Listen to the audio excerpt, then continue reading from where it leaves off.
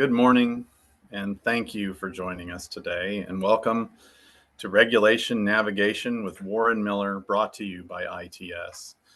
This webinar series is centered around regulation-related topics that cover high-level compliance requirements and give an opportunity for you to learn something new, validate what you may already know, and ask questions affecting your operations. Today, we'll be reviewing PHMSA's latest Notice of Proposed Rulemaking, the Safety of Gas Distribution Lines, NPRM, which stands, again, NPRM stands for Notice of Proposed Rulemaking. Keep in mind that an NPRM is not a final rule, so this is not in effect yet. This is not enforceable yet by regulators. Before we get started, just a bit of housekeeping to ensure this experience is beneficial for all of you. This session is recorded. As a gentle reminder, the information and views expressed in this webinar series may be opinion and do not constitute legal advice and should not be utilized as your only source of information. Please review the disclaimer on screen before acting on any advice given and seek guidance from legal counsel or other applicable experts if you have particular questions, issues, or concerns. We will have time at the end of this webinar where you can anonymously ask questions about this proposed rulemaking topic that we're going to be discussing. So please, if you have questions already, you can use the Zoom's Q&A feature in your user interface.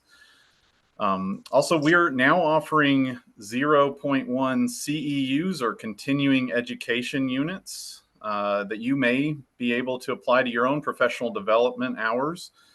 After the webinar, we'll be sending out a feedback form that you can fill out and return to us if you'd like a certificate for those CEU credits. Hi, I'm Chris Taylor. I'm the Vice President of Learning and Compliance at ITS. I'm here to facilitate this discussion, and with me, as always, is ITS Regulatory Compliance Specialist Warren Miller. Warren, thanks for joining us today. You bet.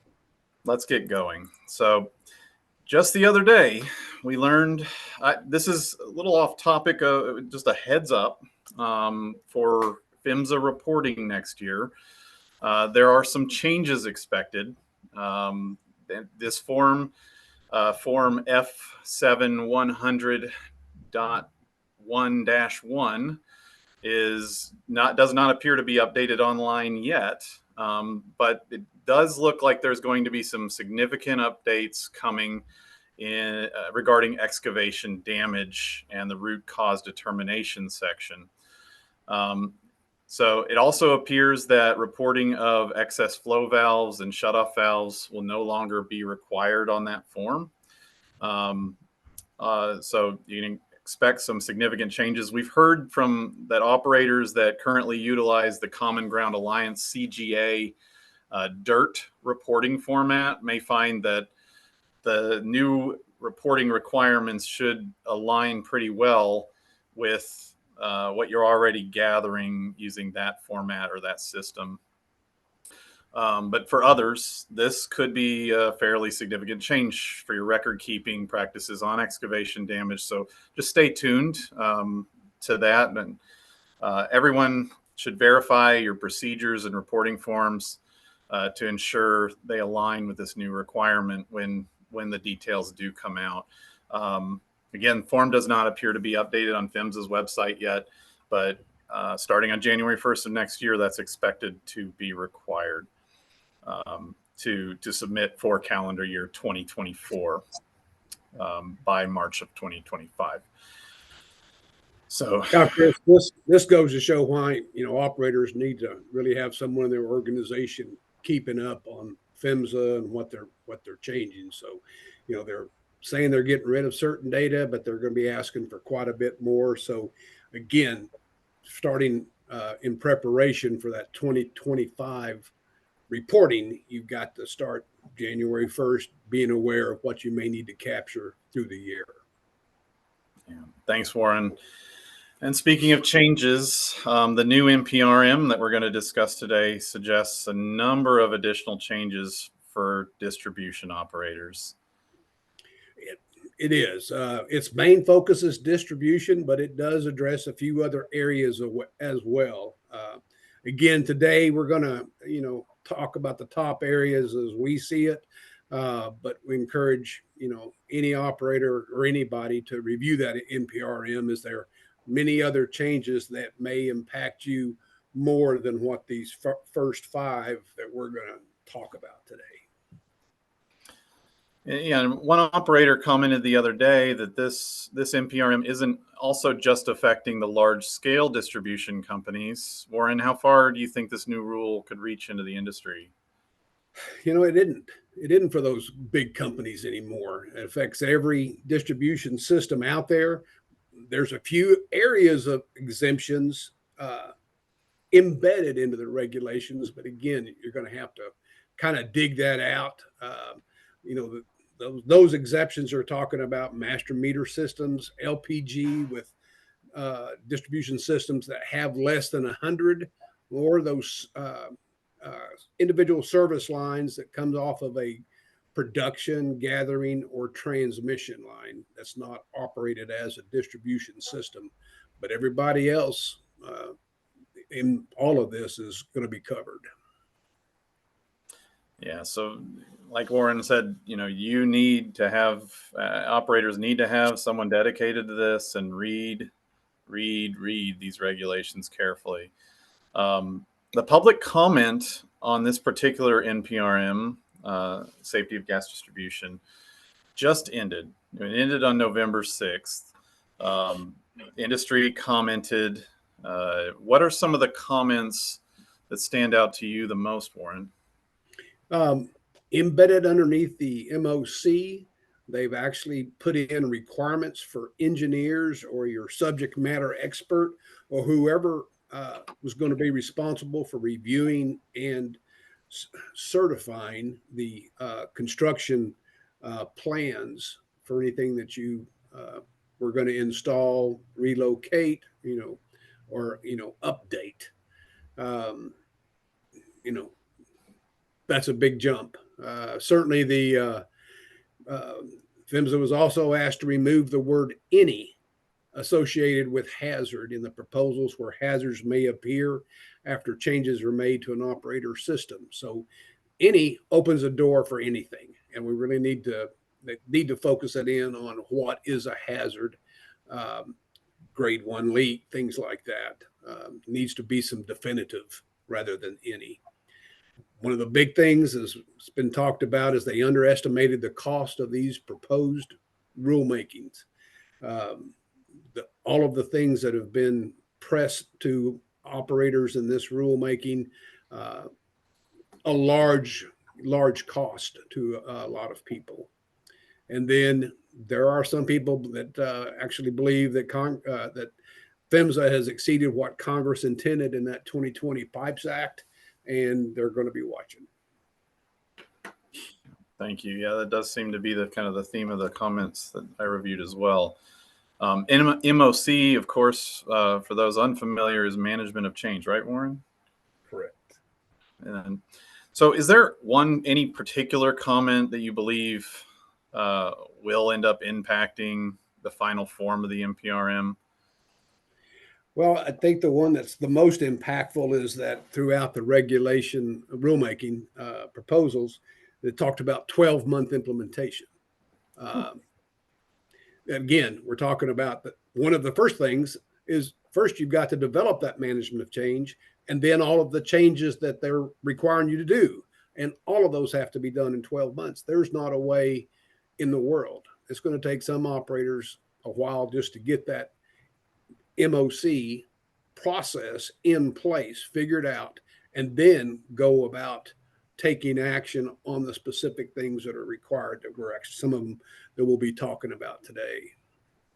Yeah, and we're going to dig into it. So yeah, that sounds like a pretty tight implementation requirement. And again, this is a great time to remind our audience, especially if you just joined before when I said it before, this that we're discussing, this NPRM, this Notice of Proposed Rulemaking, is not regulation yet at this time. So where we are in the process is that PHMSA is we'll be reviewing all of those public comments that just ended November 6th. And then we'll be scheduling and holding a gas pipeline advisory committee, or GPAC meeting, that's in person and via virtual means. And that is not scheduled yet. And so they will be doing so sometime expected next year. And that's much like the GPAC meeting that is scheduled in just a couple weeks. The leak detection and repair and the class locations and NPRMs are being discussed at a GPAC meeting in a couple weeks, just after Thanksgiving. Warren, for this distribution safety NPRM, what's the background on it? You mentioned the Pipes Act. Where did this new NPRM come from?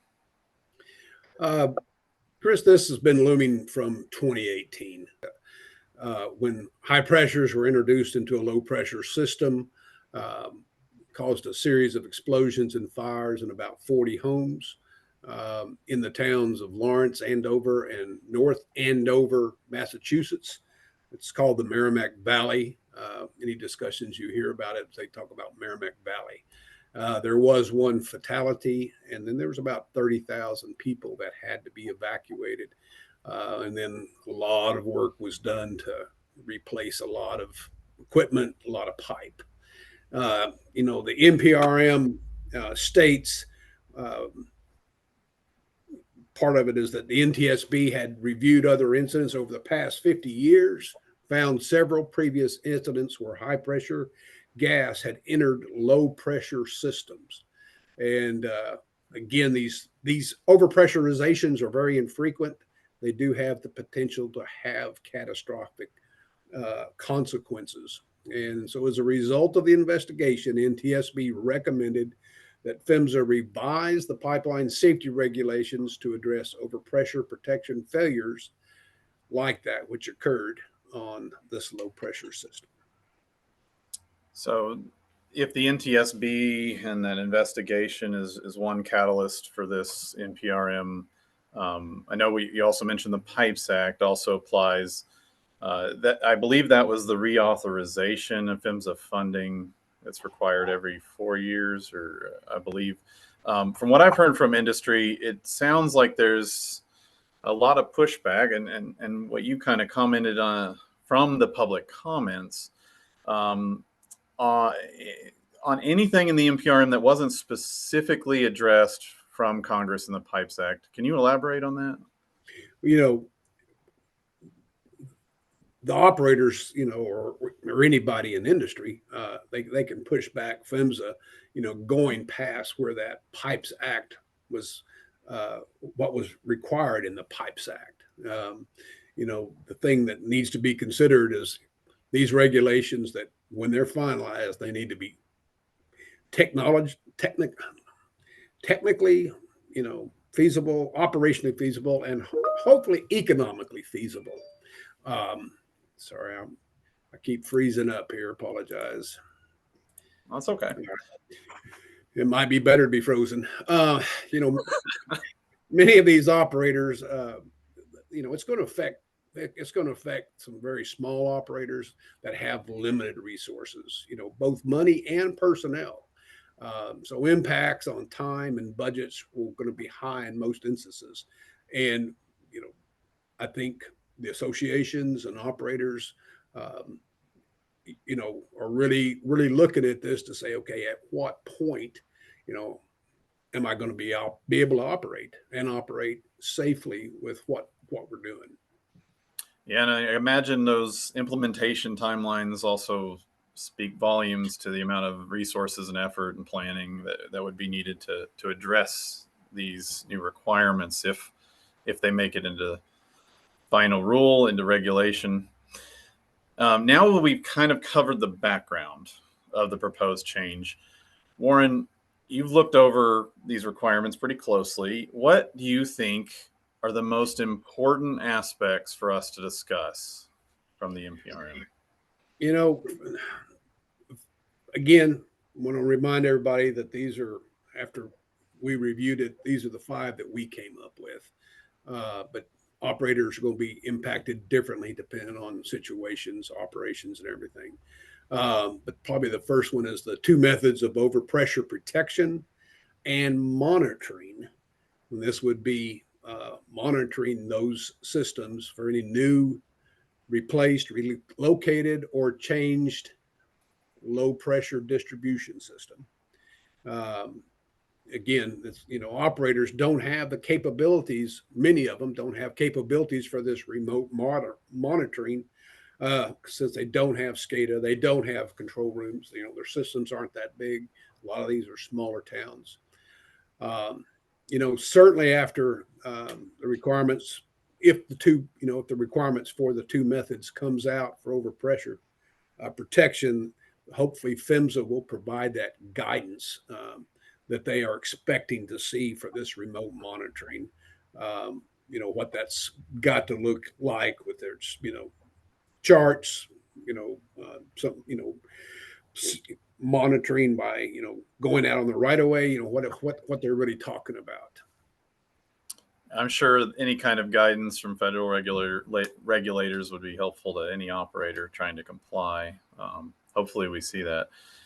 For the second kind of major item that you promote here, currently operators and contractors can, for natural gas, can inspect their own work, meaning the same company that's doing the work and the same people doing that can inspect their own work. But now there's a proposal to change all that. Can you explain what that is and where it came from? If you're new to the industry, this isn't an old issue. Back in 2015, there was a stay of enforcement on the original rulemaking. So now PHMSA has come back out with this new language to address how field inspection should be done.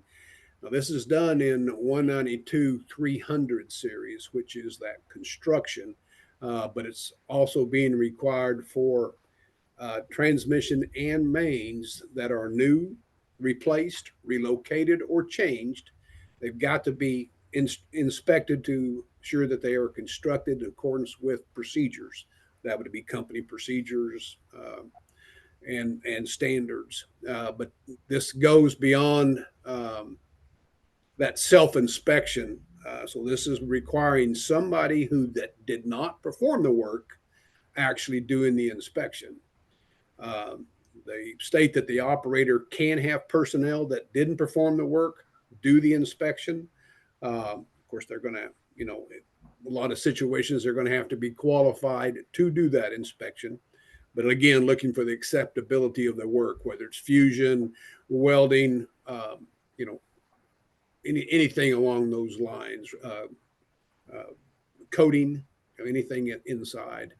One of the things that was of concern back in 2015 was about contractors actually inspecting their own work. And the regulation, the proposed language is silent on anything to do with that contractor. And just want to, address that there is no guidance about, okay, can the contractor individual that doesn't do the work, can he inspect that contractor work for that operator? And again, this was a major driver for the prior change to the regulation in 2015. So I'm assuming that there may be some additional guidance on this as PHMSA gets these very questions, probably in the GPAC committee. Yeah, thanks for that outlook. And I believe this has been in place for liquid operators under Part 195. Is that right? Correct. Back when this came out, the liquid side, they kind of embraced the requirement and went with it. Didn't push back the way the 192 operators did. So that's why we're 8 years later, almost 9.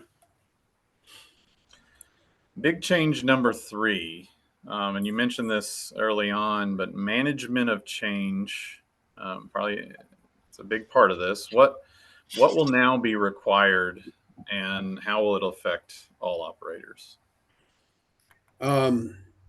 Well, first off, this proposal right now is required for every distribution operator. I didn't see the way it was written that they're exempt. They've exempted anybody. Management of change has been tossed about for quite a while, but they're specifically spelling it out now for anybody's procedure manual. For distribution lines, they have to have a detailed MOC process. And they've got, so under this proposal, operators have to be required to apply the MOC process to technology, equipment, procedural, or organizational changes that may impact the integrity or safety of the distribution system. Again, this would have to be well thought out, depending on the size of the operator and just what they would believe could impact the integrity or safety of the system. And this would include changes to their pipeline system, organization, O&M procedures in connection with installation, modification, or replacement, upgrades, regulators. So we're talking about having, a second method of overpressure protection. And then also include modification to alarm set points, triggers, monitoring equipment, and also talking about introduction of new technologies, revision to changes. I mean, it's a long laundry list. The second thing that's embedded in here, and again, this is only for distribution, not transmission. They've got under G2, which is to be 192, 605 G2 for anybody who wants to look this up in the NPRM. This would require an engineer, subject matter, or other individual, somebody that's been at the operator's place for a while, that has the knowledge, experience, and skills regarding the distribution system, that they've got to review and certify construction plans. Again, certify is not defined. Another one of those things that there's be a question on. These same individuals must be qualified under OQ. So if they'd have to be qualified to do that work, understanding that that doesn't meet the 4-part test, any of that. OQ was never intended for personnel who don't actually perform the work on the right of way. And I can't remind you enough that this does not, again, apply to transmission. It's a big deal. It sounds like it. And so management of change, those kind of programs, that's essentially, we have a plan of how we communicate and notify and who to notify and how to notify. Is that correct? For those Correct. that may not be familiar with management of change at all? Well, this starts from ground zero. So we've got a procedure to install pipe this way. If we make a change to that installation method, the fusion method, welding method, for whatever reason, if we find that we've got a new threat, do we need to do something different?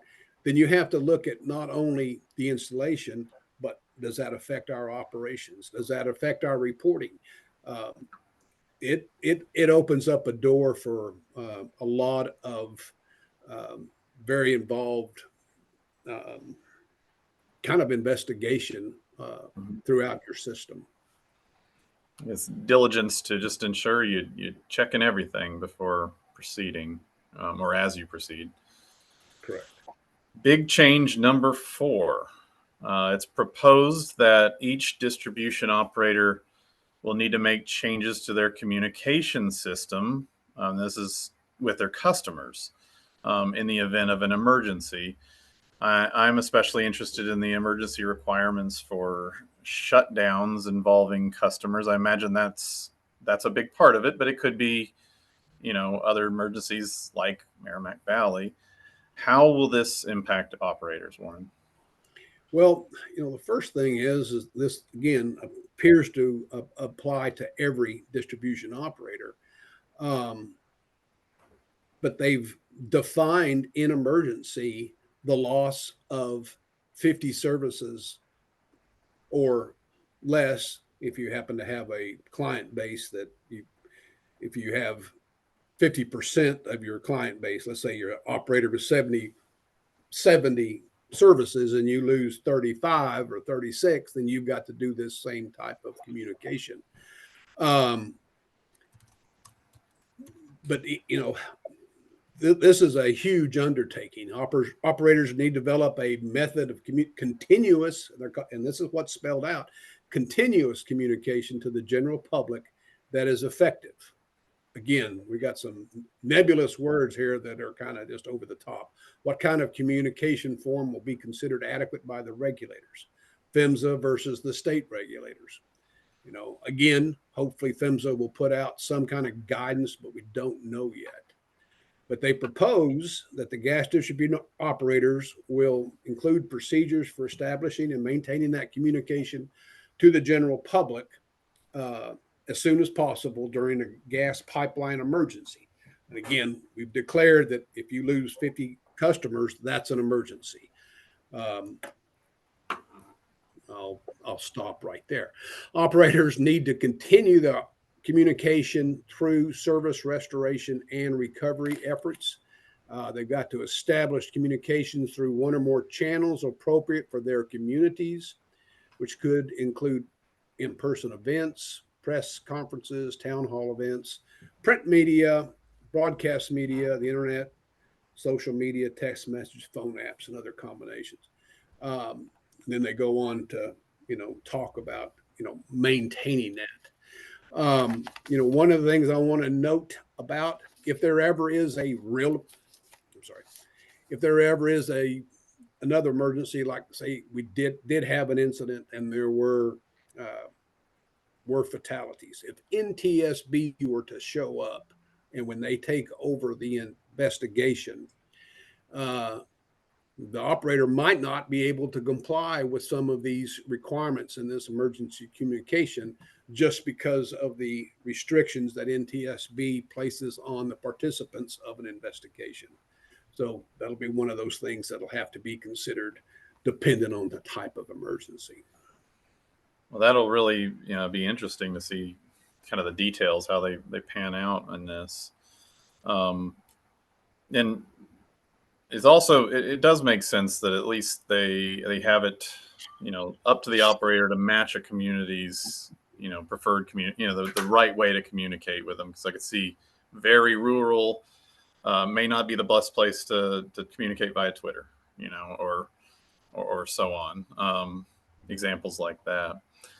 So well certainly to your customers, but they're talking about everybody. So if you go across the county, but you've only got 50 over here in one little area, but I've got to communicate to the general public about my loss over here. Again, that's why it needs some clarification. It does. Okay. The fifth big change that you've noted relates to the proposed changes that are coming to DIMP, or Distribution Integrity Management Programs, those plans. What can pipeline operators expect to see as far as changes that will impact them in their DIMP? This does include everybody but those master meter systems, and again, those individual service lines coming from transmission, gathering, or production lines. But even if an operator just has a low pressure system, they're going to have that DIMP in place, and it goes into detail about in identifying. It's going to require those operators, when they're identifying and implementing measures, to specifically account for risks that are associated with the age of the pipe, age of the system, presence of pipe with known issues, understand that, and overpressurization or low pressure distribution systems.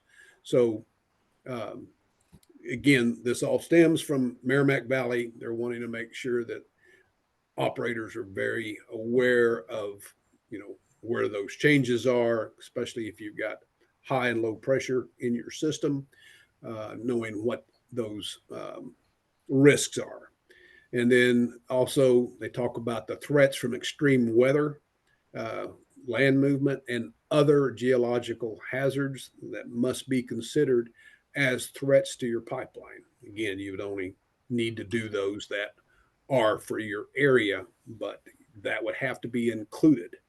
And again, folks, there are a lot of additional requirements throughout this DIMP that you need to look at. Very gets it down into the weeds pretty hard. So don't uh, don't think this covers it. They've requiring more of you um, for these plans and programs.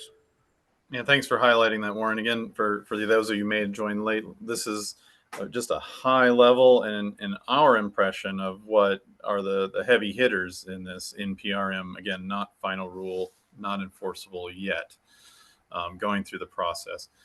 Warren, remind me that, when we're speaking of DIMP, not all distribution operators are required to have a DIMP plan. Is that correct? Can you elaborate on that? Correct. And yeah, I said that just a second ago, but it really does, Yep. for those people that can be exempt, not having to do it's a big deal. Mhm. Certainly those individual service lines, if you, let's say you're a farm, you got a farm out there and you're getting gas from the gathering line or production line that's on your facility, on your property, or there's an onshore regulated gathering line, you don't have to have, excuse me, Mhm. you don't have to have a DIMP plan. You're not. And then the individual service line connected to transmission and those master meter systems. Everybody else will have to have it. And this didn't really affect who needs to have it in this. It's just more of what is required in DIM. Right. Right. Yeah. Well, you mentioned high and low pressure systems. More basics for those of us that are newer to compliance and to the industry. What constitutes a low pressure system? Like, what's the distinction? Uh, there's different people. I'm hoping I say this correctly, but really the low pressure is typically measured in ounces of pressure. This is where a system is, regulated um, at your town border station, and then it's delivering to all of the homes, at a ounces. So there's no need for additional regulation at the meter. Again, anything operating over that typically have to have regulation um, to ensure that they don't overpressure pipes or appliances in homes. So very much like what happened at Merrimack Valley, those folks that were overpressured, they didn't have those pressure controls at the meter to protect their homes. That's how the gas pressure got in there and caused so many fires and all the pipe that had to be replaced. Well, thanks so much, Warren. So we made it through the five uh, biggest items that we see. Again, I can't implore you enough. You need to go and read these regulations yourselves. And we'll be including a link to the NPRM, it's the proposed regulation, to the NPRM in our follow-up communications to you all. Warren, I always look forward to these discussions, even though it does have a lot of change, a lot of uncertainty. Just it's this inherently natural in this process. And I know that the industry really, really finds a lot of benefit from just hearing about here are the biggest items. Start thinking about it. Start getting your people together. Start taking it seriously and start asking questions. And speaking of questions, it's time for you to enter your questions for Warren into the Q&A chat box feature of Zoom. Go ahead and do that. And if we happen to run out of time, which I think we should have plenty of time to answer several questions, we'll be able to follow up with you individually after this webinar. While we wait for you to enter your questions, and we've got several in, let's recap, Warren, of the five main topics for this webinar. Well, I think certainly the proposal for the additional overpressure protection and remote monitoring, monitoring is going to be a big deal. Folks are really going to have to make plans and understand what they're going to need to do. Certainly, preparing for those field construction inspection changes, understanding uh, what additional people you may have to ensure that you're getting the inspection done by the correct folks. The MOC may be the most time consuming thing that you can do because you're going to have to develop and have pretty good consideration about what affects what, making sure that that MOC has some type of review process. So those affected areas, and the bigger the company, the bigger the MOC is, um, being aware of what may have effect to the next area, whether it's training, procedures, operations, maintenance.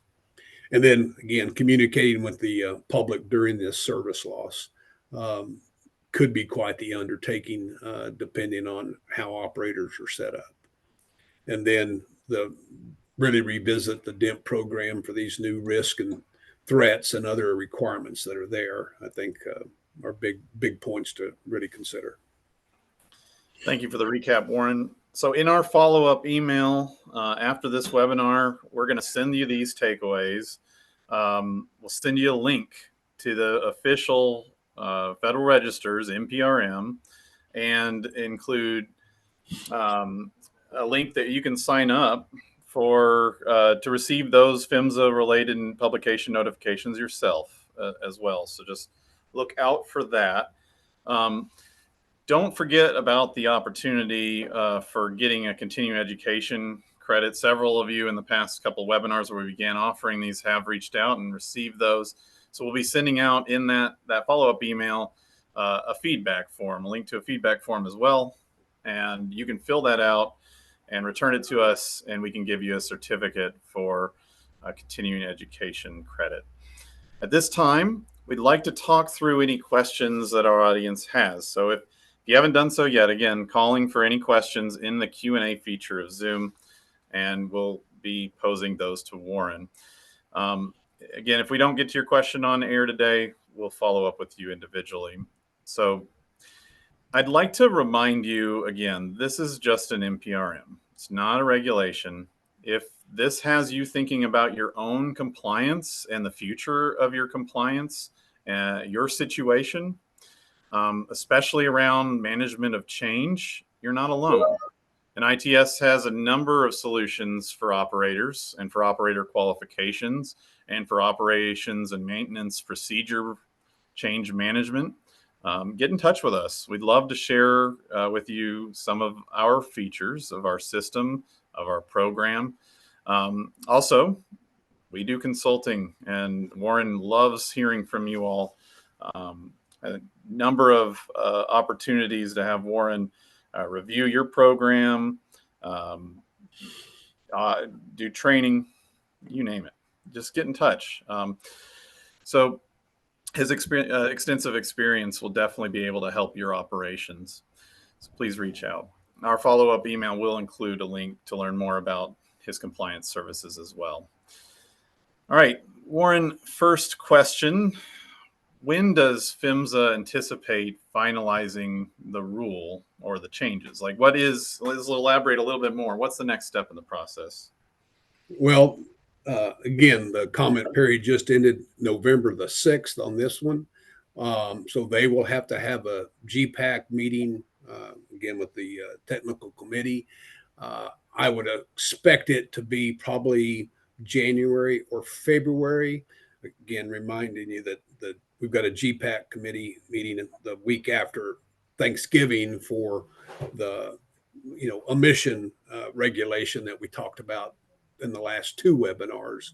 The thing is, PHMSA is going to have to get these through the process pretty quick. Understand that they're trying to get it into final rule, which would have to be done by about October the 4th of next year to not again, there's a consideration because of when the next president takes office, they have to have the final rules before 90 days in place. There's a review process if they're inside that 90-day window that could slow up um, those changes and reviews. What's the latest from the GPTC as it relates to the latest NPRMs? Well, GPTC, has provided comments, especially on this one, to the dockets during the comment period. Certainly, I don't know if they'll have representation at the GPAC meeting or not, but certainly that group after final rule, I would assume that they'll attempt to address the best methods to comply with the final version of this rulemaking. And for those of you who are maybe unfamiliar, GPTC is a group, I believe, under the American Gas Association, and it's their purpose is to create guidance for gas transmission, distribution, and gathering pipe systems. It's a guide document that is heavily used in the industry. Here's another question. How will the new changes affect OQ exam content areas and certification changes, if any? If any of this comes into final rule, what will there be impacts? Each operator is going to have to review and see what the impacts of the final rule are. Again, right now versus what the final rule may be might. It's definitely going to, you'll have to look at, if you're going to have to do some training, are you going to have to do reevaluations, depending again on the impact of the changes that are being required. If that OQ requirement stands for those individuals reviewing and certifying those construction plans, then you're going to have to determine what that evaluation looks like. And that's gonna be a big deal, trying to say, okay, I've got somebody that's just reviewing and certifying, but he's got to be OQ'd to do it. What does that, what do I feel like that's got to be? And have a record, have a procedure for it. Yeah, it's going to be up to the operators for sure. Right. How do the proposed changes to 192.615 impact the notification of a potential rupture to 911? Well, one of the things that occurred in this rulemaking, they changed the requirement that gathering lines are exempted from that notice of potential rupture. Mm-hmm. They've pulled that out, and so now that falls off the table. But the requirement for every other operator is that they've got to specifically address it in their emergency plan under 615C, and I think that's going to be E or whatever, or C 4 or 5, that they'll have to have their specifically in their procedures, and then if they ever have it occur, then have records to show that they did properly address it. Finally, a question I can answer. Is there a place I can get a copy of this information to review at a later date? So yes, we will be sending an email out to all of you who attended that'll include links to this NPRM in the Federal Register. It will also include a link to where you can look at Warren's consulting services, but also it'll include a link to our past, and you can probably Google search this, but to our past regulation navigations. All of these are recorded and posted to YouTube, so you can find those there and share them with folks within your organization. And we'd love to provide this service to everyone. Another question is, where can I register for the leak detection and repair meeting? And I believe that is a Google away, but it's the Federal Register has that posted, and we'll also include we'll reach out to you individually to send you that link. Yeah. Next question we have: inspection by someone who did not do the work. Is that specific to new construction, or does it also include normal operation and maintenance tasks? What is expected? Do you know? Again, this is kind of that little gray area that we need to understand is, 192-300 series 305 specifically is for the construction, but they've talked about if it's new or replacement or changed. So I'm saying if you are replacing a service line, I think that requirement is still going to fall in there. Again, that's my take on it until we're told differently. Do you think that the OQ rule for affected personnel will survive this NPRM process? Say that one more time. Well, basically, do you think this NPRM's going to come out unscathed? The question is, will it even survive? That's hard to figure out. Again, you've got the issues with, somebody did something wrong. That's how Merrimack Valley occurred, and they're trying to eliminate that reoccurrence. The fact that they're trying to use OQ to qualify an individual looking at documents on a piece of paper, I don't know if that's the best place to where I don't believe that's where OQ should be utilized. I'll stand on that. Thank you, Warren. Here's another question. Did PHMSA, to your knowledge, take into account that the new communication requirements contained in emergency plans will not only apply to the 4 newly defined emergencies as well as to the existing defined emergencies in 192615, specifically A3? I know you may not have that up in front of you. This would be a huge burden if an operator were to have to communicate with the public every time gas is detected inside or near a building. Do you have any comment on that? Or no if PHMSA took that into account? I don't know if they took that into account, and that's some of the considerations.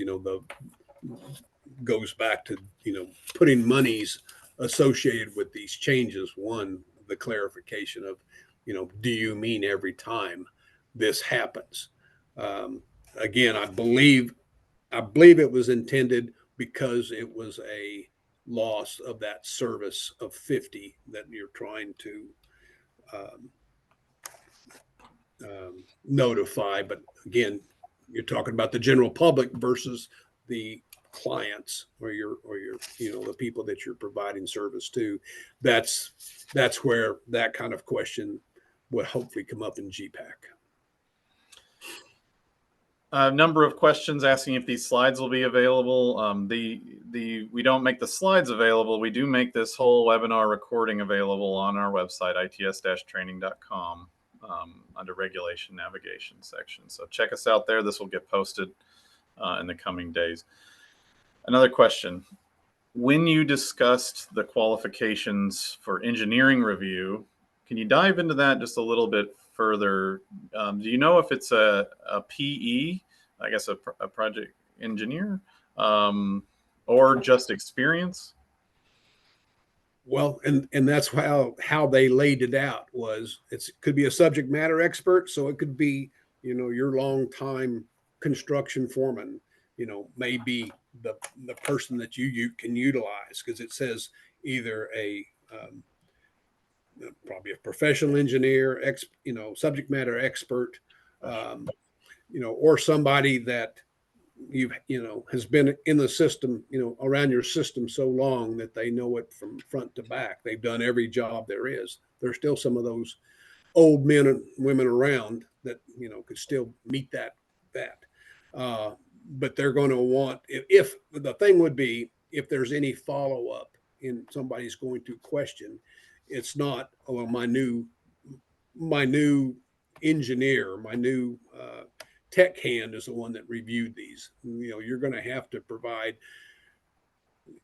first off, that individual, again, if it goes the way it is, they're qualified to do it, but they've also got that knowledge, because it talks about knowledge, experience, and skill. So that's kind of your layer of trying to put that person in place before you even have to qualify him, is he's got to meet some of that criteria. And I would bet, Warren, because we haven't said it on this webinar yet, but I bet that documenting that experience, that skill in some manner would be really important, right? And we always say if you don't document it, it didn't happen in the eyes of a regulator. Would that apply here? Oh, most certainly, and also having the procedure in place for even utilizing them. Yeah. Remember, it says such as an engineer with here's how they state it: as engineer with a professional engineer license, a subject matter expert, or another person who possesses the necessary knowledge, experience, and skills regarding gas distribution systems. So they didn't go out and say you have to have a professional engineer. But if you have an engineer, it looks like he has to have a professional license. But your subject matter expert and another person who possesses that knowledge can certainly be somebody from the operator's own employee. Following up on the subject, if PHMSA if PHMSA follows through with this NPRM, it becomes regulation. Speaking of engineers, how soon do you think they'll act to modify existing OQ regulation to address this? I do not believe they're going to change the OQ regulations. I believe this would be a specific call out that distribution companies have to have. Because if they were going to call it out, they should have gone to the OQ regulation and amended that for everybody, not just for distribution. A few individuals, when we asked about low pressure systems, a few individuals have pointed out that typically that is measured in inches of water column and not ounces. So thank you, y'all, for that. Correct. Another question: how will the NPRM change the way utilities need to repair leaks on cast iron mains? I know there was a mention of pipes with known issues. I don't know if cast iron would fall into that. I imagine it might. It would, because that's pipe that has the known issues. Again, this is going to tie in real closely to that methane emissions rulemaking that we're going to be talking in 2 weeks, because you're talking about changing that grade 1, 2, and 3, and that whole world changed there. So if you combine that with the specific requirements in here, there's a lot of extra things that are going to have to be done, and in a quicker time frame, dependent upon findings and what the final rules are. That's why it's so important to stay in tune with what these are, because you've got two that are coming from both sides. Here's another question, and I think I'm going to end up being wrong. We've got so many of these, we probably won't get to all of them. And so again, we will follow up with you individually. So just a couple more. Emissions recovery and prevention of venting natural gas is a key topic in the industry. Does the NPRM address the need to prevent venting in distribution mains? No, because again, that's already in this other regulation. I think you're going to see the combination of everything in the regulations as the final rules come into play. And I'm pretty sure it will be, if it's not officially talked about, it wouldn't be very long. So a couple couple little off topic, but related to regulation and compliance, but off topic of today. So if you asked a question like that, we'll follow up with you individually. Here's one: confused about the 50 or less services. That makes no sense to me. Is that 50% of services or more than 50 services? It's basically, if you've got less than 100 services as an operator, if that's your total number of services you've got, then your number would be 50. If you've got 70, then you have to go to half of your load lost would require then you to make that notification. But anybody, so say they were talking about a big company that's got 200,000 services. In a distribution company, they lose 50, they've got to implement that. Again, there's where they've declared that as an emergency and defined it. That's where some of those questions are coming at. Comments at the GPAC. Again, if you've got association folks that are supporting you at these GPAC, these are where you really need to be letting them know, hey, we cannot live with this. This is ridiculous. They've got to consider this. Whatever you feel like you need to press on. They need to hear your reality. And that does answer another question. Does industry have a voice during the comment review meeting in DC later this month? They do. There are industry, there's 5 industry, there's 5 public, and then there are regulatory on this committee. And again, the GPAC is only for the gas. There is a liquid, and then when a regulation such as OQ that covers both of them, then they meet jointly. So they go from 15 to 30. But again, there's associations on those committees. You can pull that up on the PHMSA website and see who your rep is or who's there, and also you can see who is representing public. Mm-hmm. And who's could be against you. So, and last question, just confirming that 2 methods of overpressure protection pertains to low pressure systems only. Is that correct? Just a second. Okay.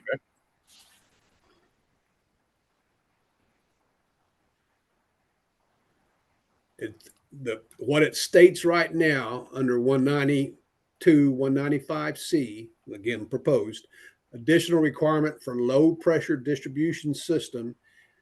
Each regulation station serving a low pressure distribution system that is new, replaced, relocated, or otherwise changed. This is after 1 year after publication date, must include at least 2 methods. So it's stating for those, for those low pressure. So I would assume that there's an assumption that for high pressure, you've already got 2, but for low pressure now they would also have to have it. Thank you so much, Warren. That was probably most questions we've ever fielded on one of these. And y'all, thank you for attending. Thank you for lending your expertise, Warren. You bet. Please mark your calendar for our next regulation navigation webinar. Of course, we'll be communicating with you via email. But it is tentatively scheduled for Wednesday, February the 14th of next year. We haven't determined a subject yet. We like to always keep these timely and relevant. And we'll probably be talking about some of these NPRMs or parts of them in depth, especially as we attend GPAC and find out what comes there. So thank you all so much. Stay safe. Thank you.